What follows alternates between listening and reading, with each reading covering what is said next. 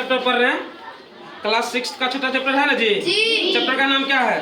पदार्थ में परिवर्तन। तो पदार्थ में परिवर्तन किस किस प्रकार से होता है, आज इस चैप्टर का हम लोग अध्ययन करेंगे। ठीक है, तो सबसे पहले हम लोग को ये जानना जरूरी है कि पदार्थ क्या होता है ना। फिर उसमें जानेंगे कि उसमें परिवर्तन किस किस प्रकार से हो सकता है। कुछ पदार्थ का नाम भी देखेंगे जिसमें परिवर्तन हुआ तो है, क्या उसे पूर्व स्थिति में लाया सकता है या फिर उसे पूर्व स्थिति में नहीं लाया सकता है, इस प्रकार से देखेंगे। ठीक है, तो सबसे पहले ये समझ लेते हैं कि पदार्थ होता क्या है ना। तो जैसा तुम लोगों को लिखा है हम कि विश्व की प्रत्येक वस्तु जिस भी सामग्री से बनी हुई होती है, जो स्थान घेरती है, जिसका द्रव्यमान होता है, पदार्थ कहलाता है। विश्व की जितनी भी वस्तुएं हैं, ठीक है, विश्व की जितनी भी वस्तुएं हैं वो जिस भी सामग्री से बनी होती है वह क्या कहलाती है? पदार्थ कहलाती है। और जिसमें क्या होता है? द्रव्यमान होता है। और क्या होता है? जिसमें द्रव्यमान होता है और जो स्थान घेरती है वो क्या कहलाती है? पदार्थ कहलाती है। जैसे तुम जिस बेंच पे बैठे हुए हो, है ना, जिस तुम बेंच पे बैठे हुए हो, जिस डेस्क पे अपना बुक रखे हो, वो सब क्या है? पदार्थ। जैसे जो तुम्हारा पेन है, जो तुम्हारा शर्ट है, जितने भी चीज हम अपनी आंखों से देख रहे हैं वो सब क्या है? पदार्थ है। अब कुछ हम लोग ऐसे पदार्थ का नाम देख रहे हैं जिसको बनाया तो गया है, लेकिन क्या उसे पूर्व स्थिति में ला सकता है या पूर्व स्थिति में नहीं ला सकता, इस प्रकार से हम लोग आज देखेंगे। तो सबसे पहला पदार्थ है दूध से दही जमना। अच्छा एक बात बताओ, दूध से दही जमना, सबसे पहला क्या लिखे हम? परिवर्तन। ये परिवर्तन हो रहा है। अब इसके बाद हम क्या लिखे? पूर्व स्थिति में लाया जा सकता है। इसके बाद क्या लिखे हैं? पूर्व स्थिति में नहीं लाया सकता है। तो एक बात बताओ, दूध से दही जमना पूर्व स्थिति में लाया सकता है? नहीं लाया सकता है। तो इसमें क्या करेंगे? क्रॉस का चिन्ह लगा देंगे। अच्छा, क्या इसे पूर्व स्थिति में नहीं लाया सकता है?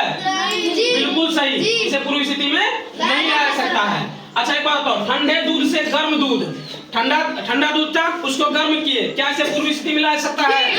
बिल्कुल ला सकता है। अच्छा, क्या इसको पूर्व स्थिति में नहीं ला सकता है? गलत जवाब है ये, है ना। पूर्व स्थिति में इसको लाया जा सकता है। अच्छा, दूध से पनीर बनना, क्या इसे पूर्व स्थिति में ला सकता है?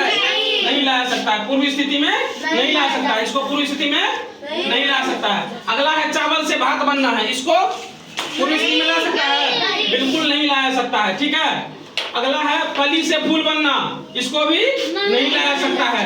ठीक है, गोबर से गोईठा नहीं लाया सकता है ना। उसके बाद है जमी हुई आइसक्रीम से पिघली हुई आइसक्रीम, ला सकता है? बिल्कुल लाया जा सकता है ना। उसके बाद है कच्चे मिट्टी के गिलास, कच्चे मिट्टी के गिलास को ला सकता है? बिल्कुल लाया जा सकता है। ठीक है, उसके बाद मिट्टी से ईंट का बनना, इसको नहीं ला सकते हैं, नहीं ला सकते हैं। उसके बाद गीले कपड़े से सूखे कपड़े, इसको ला सकता है ना? बिल्कुल लाया जा सकता है। उसके बाद रबर को खींचना एवं छोड़ देना, इसको लाया जा सकता है, ला सकता है ना। उसके बाद है कच्चे अंडे से उबला हुआ अंडा, इसको नहीं ला सकते हैं, है ना। उसके बाद है आलू को काट कर टुकड़े में बदलना, इसको भी नहीं ला सकते हैं, नहीं ला सकते हैं। उसके बाद है गर्म पानी को ठंडा करना, इसको लाया सकता है? बिल्कुल लाया जा सकता है। ठीक है, यहाँ तो ये समझ में आ गया कुछ ऐसे भी पदार्थ हैं जिसको पूर्व अवस्था में लाया सकता है या पूर्व अवस्था में नहीं लाया सकता है। अब हम देखते हैं कि परिवर्तन होता है तो आखिर कितने प्रकार का होता है और कैसा परिवर्तन होता है ना। तो पदार्थ में दो तरह से परिवर्तन होता है, एक तो होता है भौतिक, दूसरा क्या होता है? रासायनिक परिवर्तन होता है। ठीक है, तो ये दोनों के बारे में पूरा डिटेल्स में पढ़ने के लिए तुम लोगों को 7th में भी है, 8th में भी है, 9th में भी है, उसके बाद 10th में भी है। ठीक है, लेकिन अभी हम थोड़ा सा डेफिनेशन समझ लेते हैं कि होता क्या है। तो भौतिक परिवर्तन क्या होता है कि ऐसा परिवर्तन जिसमें परिवर्तन की वजह हटाने पर पुनः प्रारंभिक पदार्थ मिल जाता है, भौतिक परिवर्तन कहलाता है। मतलब ऐसा कोई भी परिवर्तन जिसमें क्या हो सकता है? परिवर्तन का वजह हटाने से, जैसे फूला हुआ गुब्बारा है, जैसे गुब्बारा को हम फुलाए और फिर उसको उसका हवा निकाले तो पुनः वो अपनी स्थिति में आ जाएगा कि नहीं? जी। जैसे सटका हुआ था उसी स्थिति में आ जाएगा कि नहीं? जी। जैसे दूसरा हम तुमको क्या लिखा है? विद्युत बल्ब का चमकना, जब उसको जलाएंगे तो वो चमकेगा, फिर जैसे ही उसको बंद कर देंगे चमकेगा क्या? नहीं चमकेगा। तो इसको पूरी स्थिति में लाया जा सकता है, इसलिए ये कौन सा परिवर्तन है? भौतिक परिवर्तन। एक बार फिर से ध्यान से समझो कि वह परिवर्तन जिसमें परिवर्तन की वजह हटाने से, ऐसा परिवर्तन जिसमें परिवर्तन की वजह हटाने पर पुनः हमें वही पदार्थ प्राप्त हो जाता है, उसको क्या कहेंगे हम लोग?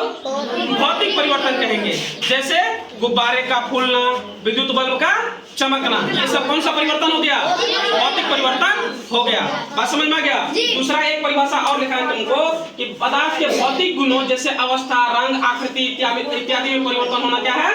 भौतिक परिवर्तन है। अवस्था में परिवर्तन होना, ठीक है, रंग, आकृति, इस सब में परिवर्तन होना कौन सा परिवर्तन है? भौतिक परिवर्तन है। इस प्रकार से याद रहेगा ना?